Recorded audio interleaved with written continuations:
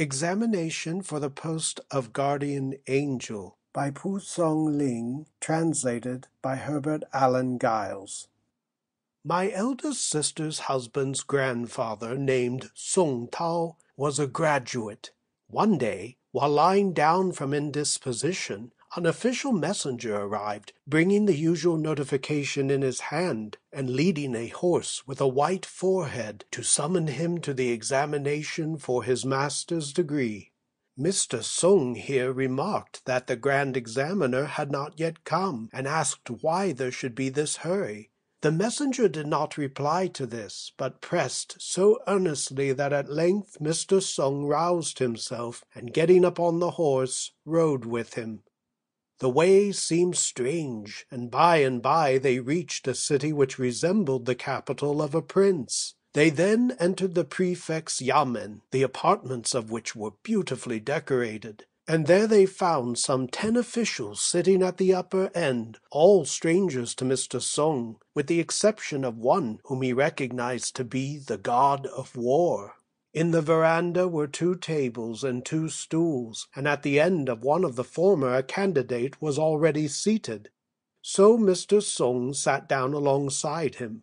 On the table were writing materials for each, and suddenly down flew a piece of paper with a theme on it, consisting of the following 8 words: 1 man, 2 men, by intention, without intention.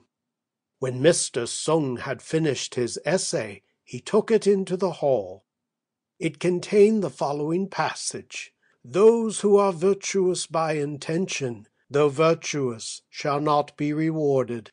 Those who are wicked without intention, though wicked, shall receive no punishment. The presiding deities praised this sentiment very much, and calling Mr. Song to come forward, said to him, A guardian angel is wanted in Hunan. Go you and take up the appointment.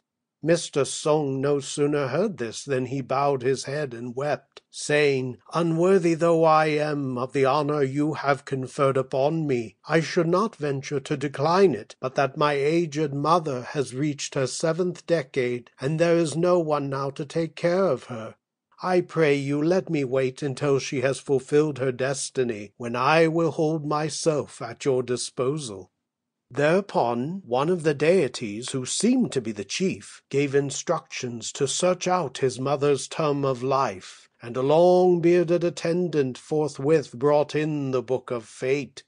On turning it over, he declared that she still had 9 years to live. Then a consultation was held among the deities, in the middle of which the god of war said, Very well, let Mr. Graduate Chang take the post, and be relieved in 9 years' time. Then, turning to Mr. Song, he continued, You ought to proceed without delay to your post, but as a reward for your filial piety, you are granted a furlough of 9 years. At the expiration of that time you will receive another summons.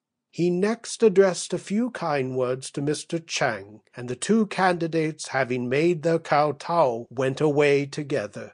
Grasping Mr. Song's hand, his companion, who gave Chang Chi of Changshan as his name and address, accompanied him beyond the city walls, and gave him a stanza of poetry at parting. I cannot recollect it all, but in it occurred this couplet: With wine and flowers we chase the hours in one eternal spring. No moon, no light to cheer the night, thyself thy ray must bring. Mr. Song here left him and rode on, and before very long reached his own home. Here he awaked, as if from a dream, and found that he had been dead 3 days, when his mother, hearing a groan in the coffin, ran to it and helped him out. It was some time before he could speak, and then he at once inquired about Changshan, where, as it turned out, a graduate named Chang had died that very day.